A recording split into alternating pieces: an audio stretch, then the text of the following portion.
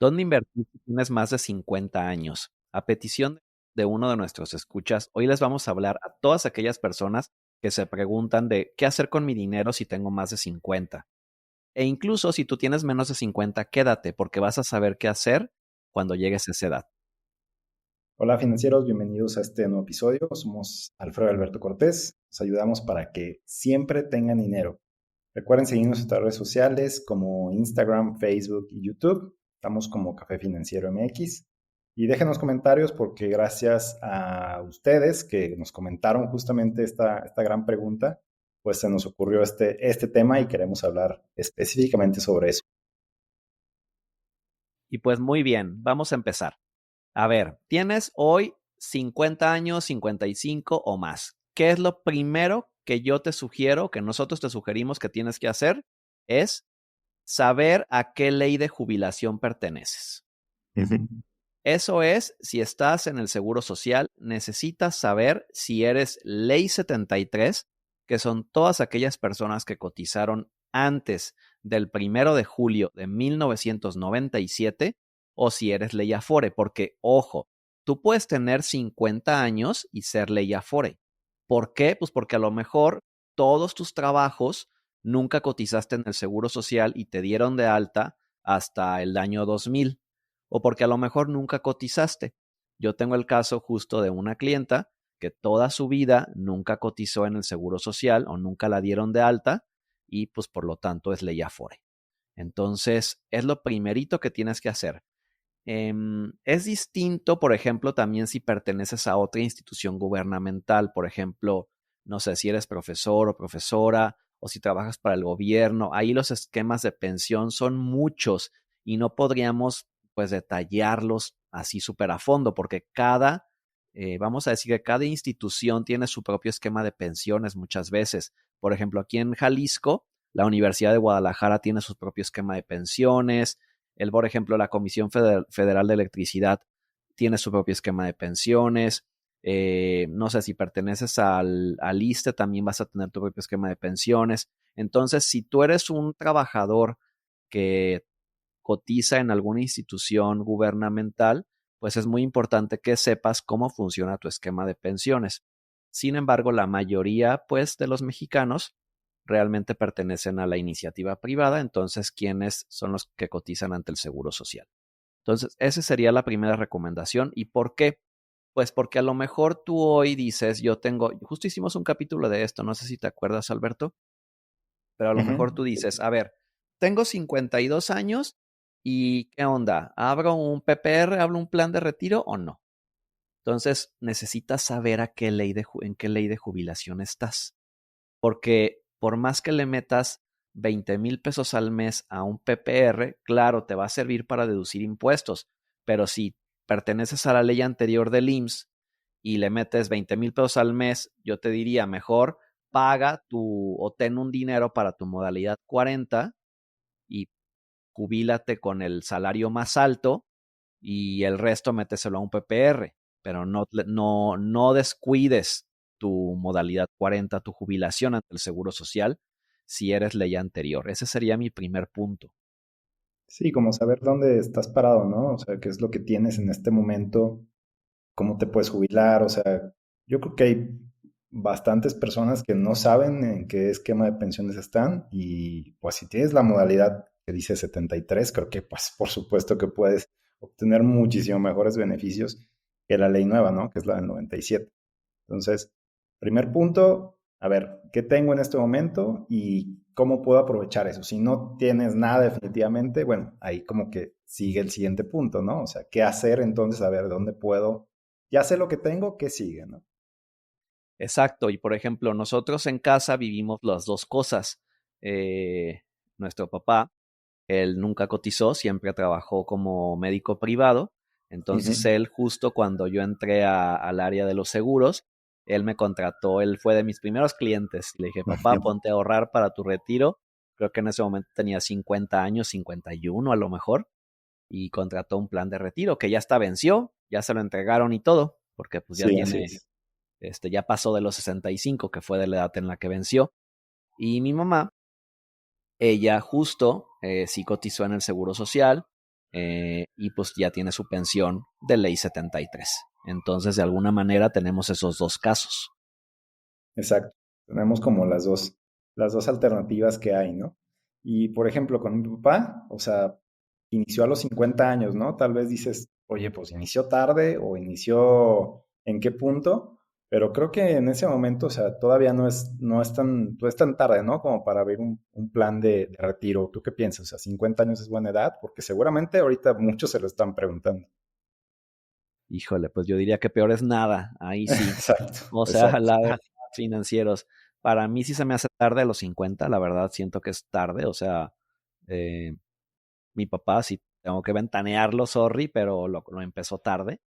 Y vamos, pero es mejor eso a no tener nada. O sea, es mejor lo que hizo él, a llegar con un cierto monto a sus 65, a llegar a los 65 en ceros y ahora sí, ahí sí, pues ya más que tarde, pues ya se te fue el tren, o sea, tendrías que jubilarte a los 80, 85 y pues ya, ¿qué tal si tu salud ya no te lo permite, no? Creo que hay una estadística por ahí de que, no me acuerdo dónde la vi exactamente, pero dice que más del 90% de los mexicanos llegan a edades de retiro con muy poco o ningún capital, ¿no? O sea, llegan prácticamente trabajando, o sea, tienen que seguir trabajando, como dices, hasta, pues hasta que ya, no, de plano no pueden trabajar y alguien más tiene que mantenerlos como hijos o familiares. Sí, exacto. Y bueno, ese es un tema que precisamente lo vemos hoy en día, ¿no? Las generaciones de nuestros papás, de los que tienen 60, 70 años, pues muchas Ujú. veces el apoyo viene de parte de los hijos, ¿no? Pero ¿qué pasa con las nuevas generaciones? Pues ya no están, o sea, no todos tenemos hijos, o el máximo de hijos es dos, tres ya es multitud, casi, casi, ¿no? Sí, es Pero correcto. bueno, tienes más de 50, necesitas saber qué ley de jubilación estás. Si Bueno, quieres ayuda con eso, nosotros tenemos un muy buen despacho que de hecho ellos son ponentes en nuestro curso Money y ellos te pueden ayudar a darte una asesoría muy completa en tema de retiro para personas que desean maximizar su ley de pensiones. Entonces, contáctanos, mándanos un mensajito. Tenemos en el chat aquí si estás en Spotify, está la liga de WhatsApp y en YouTube también déjanos un comentario y con mucho gusto te podemos contactar con ellos. Ahora, ¿qué otra sugerencia darías tú, Alberto? bueno, yo pondría el otro escenario, ¿no? O sea, ¿qué tal que estamos hablando de inversiones para arriba de gente de 50? ¿Qué tal que yo ahorré? O sea, ¿qué tal que si tengo dinero? Porque ya nos hemos topado varios casos en los que gente muy disciplinada que tiene varios millones de pesos, muy bien, y dice, bueno, pero pues, ¿qué hago? O sea, ¿qué más hago? O sea, ¿dónde meto el dinero? ¿Cómo lo puedo maximizar? O sea, suponiendo que ya tienes contemplado dónde está tu esquema de pensiones, tal vez ya empezaste a ahorrar para el retiro o tienes más dinero, pues aquí yo pensaría como de entrada es, primero que todo, no lo arriesgues. O sea, si ese es tu dinero como para el retiro, realmente es tu capital para retirarte, yo consideraría arriesgar lo menos posible, ¿no? O sea, que en su ¿A mayoría qué esté a qué te como refieres con arriesgar? no ponerlo en instrumentos que puedan causarte una minusvalía o una pérdida en el futuro o incluso meterte en cosas que no conoces. O sea, porque aquí estamos hablando de dos cosas distintas, yo pienso. La primera es minusvalías, estoy hablando de invertir en la bolsa de valores, ¿no? Que bueno, todos sabemos que, por ejemplo, bolsa de valores puede tener ciertas pérdidas, inviertes en acciones en un corto plazo, incluso en fondos como ETFs también pudieras tener en el corto plazo bajadas. Sin embargo, para mí eso es de riesgo, vamos a decir, moderado, ¿no? Porque pues mientras en teoría, históricamente siempre van a la alza, que no es una garantía, ¿no? Sí, Eh, no. Tú a alguien de 55 años, ¿qué porcentaje te dirías que vaya a la bolsa de valores de su dinero? Cómo lo manejarías ahí, por ejemplo? Ahí hay como, es una regla como de finanzas. Entre más edad tienes, por ejemplo, el número 100, es así funciona, le vas restando la edad. Ajá. Entonces, si tú, por ejemplo, tienes 30 años, al, al 100 le quitas tu edad y te da el monto de 70, ¿no? Entonces, como quien diría, la cantidad que máximo, máximo te recomiendan tener en renta variable, ¿no? El 70% de tu dinero. Ajá. Ok. Y conforme pasan los años, por ejemplo, alguien de 60, 70 años, pues ya las cantidades te dan 20, 30%. Entonces, yo creo que máximo es ese número, o sea, restarle tu edad a 100 y ese sería el tope, o sea, de lo más que puedas arriesgar. Y no solo renta variable, o sea, te estoy hablando también, creo que a la gente, digo, adulta, le gusta mucho el tema de inversiones en bienes inmuebles. Yo lo siento así, ¿no? Como que yo me he topado clientes que un terreno, que una casa, que una preventa, y pues tú y yo sabemos que una preventa es una inversión de alto riesgo. Por más que te prometan Oh, sí. contratos y sí, o sea, Oh, sí. por más que te prometan contratos y el terreno esté en la mejor zona de no sé quién, o sea, son riesgos, pues, ¿no? Entonces, yo pienso que sí tienes que definir muy bien qué instrumentos son de riesgo y cuáles no son de riesgo.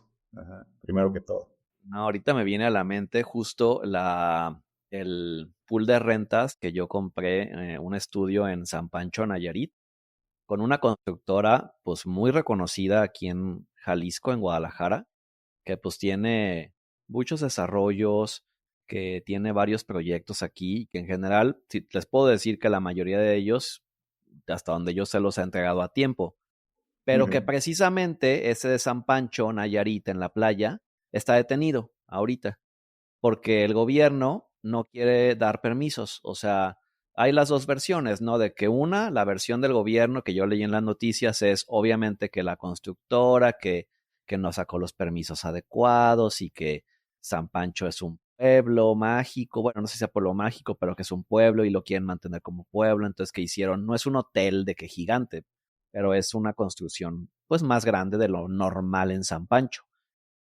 A lo que voy con esto es que cuando yo fui a firmar, no, cuando yo fui a la presentación, había unos señores como de 50, tal cual la presentación nos la hicieron a los tres.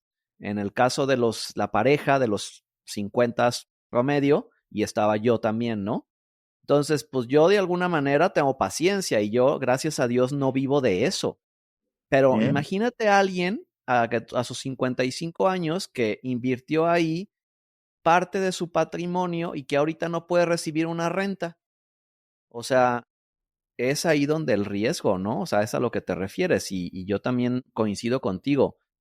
Creemos que los bienes inmuebles son súper seguros y no es cierto. No, o sea, incluso el tema de rentas, o sea, mucha gente lo vive día a día de que, oye, ya me desocuparon el local, oye, ya me destruyeron esto, oye, ya me dejaron de pagar. O sea, bienes inmuebles, no tenemos nada en contra de los bienes inmuebles, pero no es una inversión de bajo riesgo. Yo creo que no es de bajo riesgo. O sea, si ya te heredaron bienes inmuebles, es diferente, pero si estás pensando en invertir, como la palabra dice, vivir de las rentas, ¿no? O sea, voy a vivir de mis rentas. O sea, creo que es muy distinto a heredarlo. O sea, construirlo, híjole, es todo un tema, todo un riesgo. Entonces, si no estás en la posición de que ya tienes las propiedades, yo sí recomendaría arriba de 50 años que sea como dijimos, ¿no? Un porcentaje muy pequeño, o sea, tendrías que tener bastante capital para poder invertir en bienes raíces, ¿no? Máximo un 40%, ¿no? Diríamos de tu dinero. Ok, 30, 40. ¿No? Sí. me parece súper buen consejo, ¿eh? Y bueno, ahora, yo otro consejo que les daría es cosas seguras. No, nada de andarle buscando tres pies al gato, de que me invitó el amigo, el primo, el sobrino, el compadre a la inversión, que me está dando el 10% mensual o el 5% mensual o la pirámide o me invitaron al desayuno en el hotel para presentarme las inversiones, porque desafortunadamente mu un gran porcentaje de estafados o sea, de defraudados, viene de este rango de edad. O sea, es un porcentaje alto que pues obviamente creen en que es muy fácil que alguien te pueda dar el 2% mensual, ¿no? O pagarte incluso hasta menos rendimiento, un 18% anual. O sea, no creo que alguien arriba de 50, y bueno, en general todos deberíamos de hacerlo, pero más alguien arriba de 50, 60, deben de cuidar su patrimonio y conservarlo. ¿Y cómo lo conservas? Invirtiendo en instrumentos seguros. O sea, CETES, una casa de bolsa regulada, una aseguradora que está regulada. O sea, no andarle jugando porque pues alguien que tiene 25 años lo puede volver a hacer, vamos a pensar en eso. Y no es que alguien que tenga 60 no, pero ya a esa edad a lo mejor ya no tienes la misma energía o a lo mejor, o sea, no quieres, ¿no? O sea, ya no quieres arriesgarte así. Sí. Sí, o sea, y creo que ahí es como ser muy conscientes de que pues tienes que sacrificar ese, como tú dices, ¿no? Ese gran rendimiento que no es que no se pueda obtener, a lo mejor si tú arriesgas lo puedes obtener, pero tienes que ser consciente de que vas a tener que dejar ir esos super rendimientos para obtener algo estable y algo seguro y que no es que esté mal, o sea, realmente hemos tenido un periodo de tasas muy altas con bajo riesgo en estos par de años, sí, un año y medio, casi dos, y se puede crear mucha riqueza gracias al interés compuesto, ¿no? Porque si sabes dónde invertirlo, pues si, como lo dijimos, tienes varios millones de pesos, pues sin ningún problema vas a poder vivir bien, ¿no? Si no estás en ese punto, pues con mayor razón aún no arriesgues lo que tienes. Yo pensaría eso. Claro, y ahora, yo también me iría para recomendarle algo a arriba de 50, 60. Ujú. Todavía pues, y digo todavía porque de verdad se puede contratar un buen seguro de vida. O sea, Claro. pensando en alguien que tiene un buen patrimonio, imagínate que tú tienes, no sé, 5 casas o 10 casas o una empresa y que la vas a heredar, pero esa herencia va a causar impuestos, ¿no? Cuando tú se le heredes a tus hijos, a tu esposa, o sea, tan solo todos los gastos del traslado de dominio, escrituración, todo eso va a causar impuestos. Y muchas veces, eh, pues hay familias que no tienen una vez que la persona fallece, no tienen el recurso para pagar esos impuestos. Entonces existen los llamados seguros vitalicios. ¿Eso qué significa? Yo, Alfredo, contrato una póliza de seguro de $100,000, que es 1,700,000 pesos hoy. Esos $100,000, el día que yo me muera, se lo van a entregar a mi familia. Con ese dinero, mi familia no le va a batallar, por lo menos, no sé, 1 o 2 años, va a tener tiempo de ver qué hace, cómo se distribuyen la herencia, qué hacen con la empresa, qué hacen con las propiedades, no van a malbaratar todo el patrimonio familiar. Entonces, ese tipo de pólizas las compras por mitad de precio de lo que te aseguran. Al resumen, el día que tú falleces, dan $100,000 y a ti te costó esa suma asegurada o ese seguro, te costó $50,000 y aparte lo pagas en plazos. Lo puedes pagar en 10 años. O sea, no tienes que pagar los $50,000 en una sola exhibición, lo pagas 10 añitos de $5,000 cada año, pagas 50,000 y cuando tú falleces van a pagar 100,000. Y puede ser que alguien fallezca a los 5 años de haber contratado y ni siquiera lo ha terminado de pagar y ya pagan los 100,000. O puede ser que fallezca hasta los 85 años y ahí pagan los 100,000. Pero entonces es una garantía. Para mí también siento que para personas que quieren dejar una herencia barata a su familia, pueden considerar un seguro de este tipo como una inversión. Es como, o sea, si estás dejando una preparación, una herencia, ¿no? Como de, bueno, no voy a estar, pero sí, se me hace buenísima inversión también. O sea, siendo precavido, ¿no? Creo que es muy buena idea, sobre todo cuando tienes ya un cierto patrimonio formado. Bien dicen que es mejor pensarlo con dinero que con las deudas encima, yo creo. No, y aparte para preservar, o sea, creo que algo que hace falta en este país es preservar negocios. Sí, O sea, ¿cuántos negocios no se malbaratan? Sí, los negocios muchas veces después de la muerte del fundador o del dueño o la dueña, se acaba. Ujú. ¿Por Sí, qué? Por falta de prevención y falta de liquidez. No hay institucionalización de las empresas suficiente. Muy pocas empresas tienen planes de sucesión. Muy pocas empresas tienen este tipo de pólizas que en el momento en el que el dueño o la dueña fallezca, va a entrar un dinero a la familia y la familia no se va a andar peleando ahí entre los hermanos y todo para ver qué hace. Entonces, alguien arriba de 50 desde mi punto de vista como asesor financiero, deben de considerar una póliza de seguros de vida. exacto.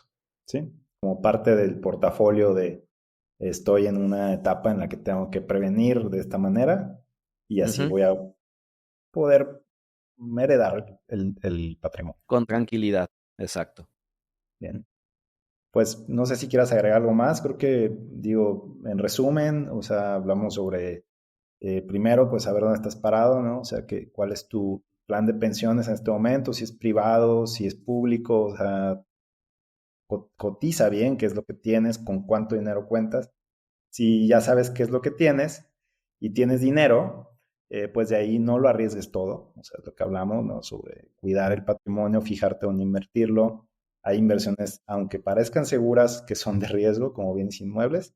Y por último, pues planear la herencia, ¿no? Es como el último punto que mucha gente no considera. Sí, exacto. Creo que planear la herencia y planear los últimos gastos, creo que también es importante. Yo añadiría como último punto, porque existe un riesgo en la vida que muchas personas, la mayoría nadie, no consideramos, que es, vamos a decir, la edad avanzada. O sea, ese es un riesgo. El riesgo es vivir mucho. Exacto. ¿Por qué? Pues porque, vamos, a lo mejor si uno vive hasta los 75, pues aún estás bien, puedes caminar, puedes hacer tus necesidades tú solo, o sea, vamos, estás bien. Pero vivir a los 90, vivir a los 95, 100 años, mucha gente no lo considera. Entonces, eh, pues no quieres andarle pidiendo a ver, no quieres ser una carga, ¿no? Como para tus hijos, o si no tienes hijos, ¿para quién? O sea, para tus sobrinos, o yo no quisiera hacer una carga para mis sobrinos. O sea, no para nada.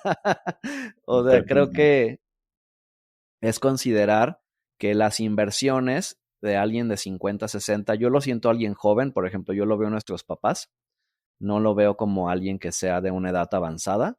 Ellos siguen ahorrando, o sea, mi mamá tiene una póliza de seguro de ahorro, mi papá tiene sus inversiones, o sea, siguen haciendo sus cosas, pues porque hoy en día la vida ya no se acaba como hace 50 años no se acaba a los 70. Hoy en día creo que puedes seguir viviendo y gozando la vida a los 80 años si cuidaste tu salud y cuidaste tus finanzas.